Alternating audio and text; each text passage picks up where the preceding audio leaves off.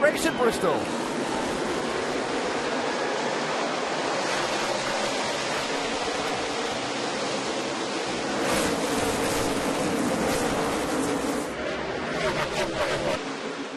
Whoa, Denny Hamlin.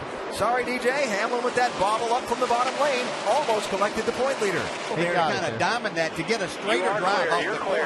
That's the way to make a nice pass. Now you drive away from him. Just started to see that 13 car slip around, too, as he was trying to stay with the 20 off the corner. Watch the wall. It'll step out and get you. It's right where that safer barrier ends. And you see Brad Keselowski has slipped back to 7th in the deuce. So Joey Logano, the leader, catching the tail end of the field, and at the tail end of the lead lap now and going a lap down, Tony Stewart in the 14. Well, he's really struggled with this racetrack over about the last 7 races, ever since really with this 14 car. Just has, I think he's got one top 10 finish maybe. You see Kurt Busch, when Matt Kenseth slowed, there was a whole bottle up of traffic behind him. Kurt Busch got the worst of that. Yeah, left rear's rubbing just a little bit, but it's touching the top of the tire there.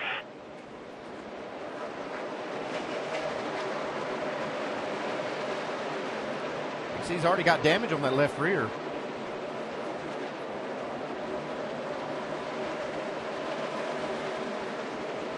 Watch the bumper cars here. Oh, yeah, a little bit of an accordion effect there. Jimmy Johnson with a good piece of that, too, on the nose of that 48. The 11 team and Denny Hamlin very happy. Oh, contact on pit road with Denny Hamlin as he tried to pull away. It was a great pit stop, but obviously that's not what they wanted to see happen. A little bit of damage, at least cosmetically, to the 11 car leaving pit road. Check out what happened to Hamlin as he tried to leave his pit. Oh, man. I tell you, that right there hit right on the wheel. Really worried about whether there'd been a tie rod or something in the steering right there. Fortunate. Casey Kane in the 5 going after the race lead. He wasted no time driving up to the back bumper of Logano. See what his plans are now. Kane on the exit. He's been driving kind of downhill off the corner, getting a good run. But Kane took advantage and now he's got the lead. New leader, the 5. Caution on the track. This one for Sam Hornish Come to Jr. us right here, Sam. Come right here on the front stretch. Come to us. That's kind of the backside of a little contact off turn 4 doubleheader that left 2 cars with the trunk lids rearranged. 22 of Hornish and the 51 of Kurt Busch. Kurt Busch's car's got his front of his deck lid standing straight up. It looks like a big old huge spoiler on the back of it. Yeah, he ran like 10 laps like that. Think that thing's making some downforce? Should be. Wow. So Kurt tried to go low under Hornish, slid up, wasn't quite clear. They made contact. He caught the wall. Then this. Hornish got the nip on the bumper. David Reagan into him, trying to go to the outside of him, but wasn't able to make that happen. A lot of crew chiefs I talked with were concerned. This is a new left side tire. They didn't really think with the wear that they saw that this tire might go this long, but Montoya may be showing them something here. Hamlin using his bumper now trying to make this pass. And you saw those gloves on the steering wheel of that 42, awfully busy going back and forth. Jimmy knows that he messed up there and got that spot where he could be moving forward. Now he's just going to try to use Biffle up a little bit.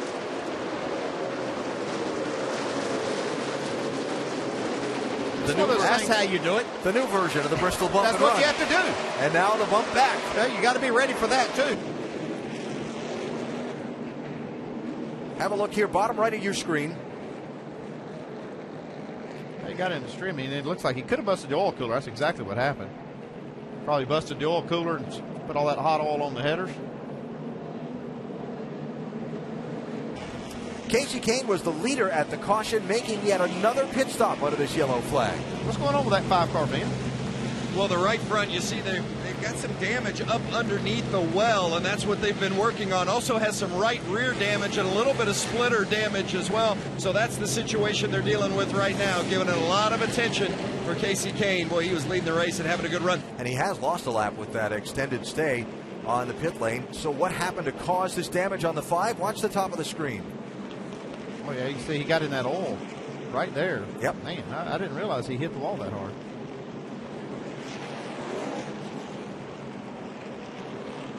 Yeah, There's a lot of oil up there.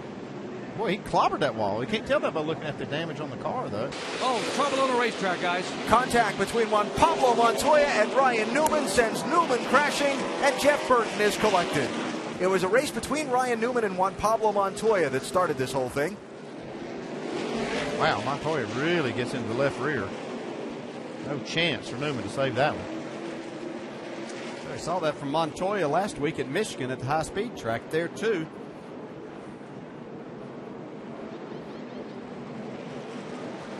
Newman had been struggling some, and he had been holding up some cars, and still no excuse for that. As the lead changes hands. Well, Denny Hamlin has a fast race car here. So while we were away, there has been a lead change. Matt Kenseth is now out front. Here is how he got it done, getting around his teammate Greg Biffle. We see Biffle just slides up to the top there a little bit. Matt gets the run on him. He goes up. Greg just a little bit loose on top. Matt drives to the bottom, does a slide job up in front of him. Highline has really been in line, and a spin. It is Brad Keselowski. Caution down. All right, listen. We hit the wall like we did in the Nationwide car. The nose will probably be pushed down a little bit. Get around the corner. Leaders behind you. Leaders behind you if you can catch up. Brian Vickers and Brad Keselowski were in it. Watch the 55. Yeah, I think Vickers had a tire going down to it. Just wasn't able to get going. You can see Kurt Busch get into the back of Brad Keselowski, turn him into the outside wall. That started the trouble for the two. And so then eventually what got Keselowski turned around? A little help from Bobby Labonte.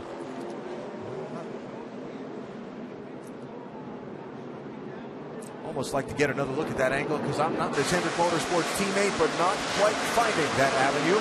They are up front on a race that's featured a wild swing of pit strategies. We've got drivers on about 3 different pit stop schedules that have shuffled people from the front to the back to the middle of the pack, back to the front again. And I can't believe we're talking about Tony Stewart in second after seeing that car early in this race be so far off. They made some nice adjustments as he battles for the lead now. And there he goes. Smoke is going to be able to hold it. Well, he got to the line that he wanted to, so see how far Kenseth drives it in here. He couldn't get his slide job to work quite as good. It's a lot of contact. Oh, no. There they go. Wow. That didn't work out for either one of them. They were just arguing over space coming off 4. That was his slide job down in 1 and 2 to take the spot away from Kenseth. Now Kenseth tries to drive in hard, slides up, a little contact. I have to call that racing. I mean, I try to throw the blame there. That's just racing. See right here, if he goes a little bit higher there, yep. I don't think he had much choice. No, if you have to lay some blame somewhere, it's certainly the contact was created by Kenseth driving in probably a little too hard. Tony not very happy. Whoa. Yeah.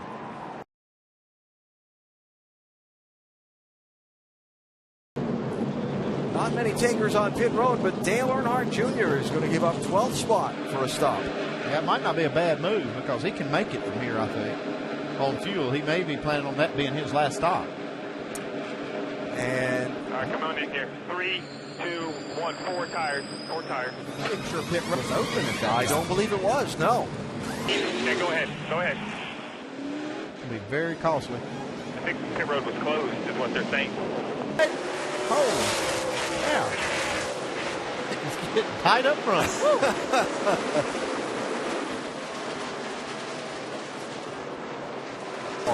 I'm telling you, he's doing a terrific job driving his race car. And nothing against him, but that's not the best car here as he slips now. Used too many inches there.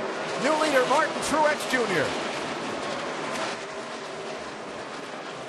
Got just a little too high, got into the wall. That right rear just slightly.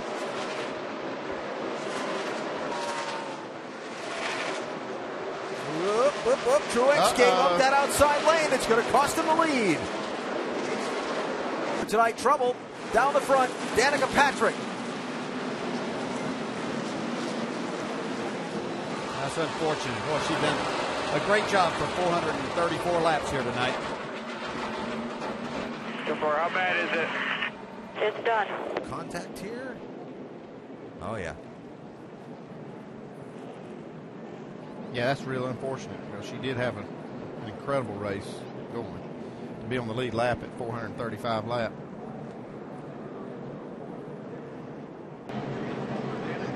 19th place lead lap after 400 laps here at Bristol tonight.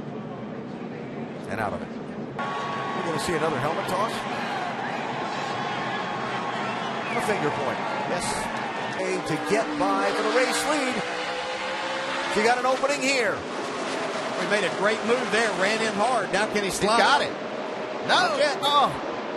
He almost had it. Oh, look out! Vickers in trouble! Nice save! Wow! He was trying to stay off of Carl Edwards. He was right there on the bumper. And that was awesome save. Settle in. You can see he's just on the back bumper cover there. Look at Vickers work the steering wheel. That's some driving right there. Like I say, now, this has just been a really, really good tire that Goodyear brought here. It's allowing these cars to still run these type of speeds with that many laps on them. Hamlin's up there trying to loosen him up without hitting him, but he may have to use him up a little bit to make this pass. There it is.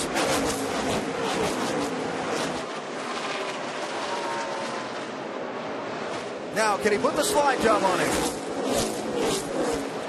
And Carl with the crossover. Carl going to be able to put the slide job on. He's going to have to, or rub it. Here comes Johnson, maybe 3 wide before this is over.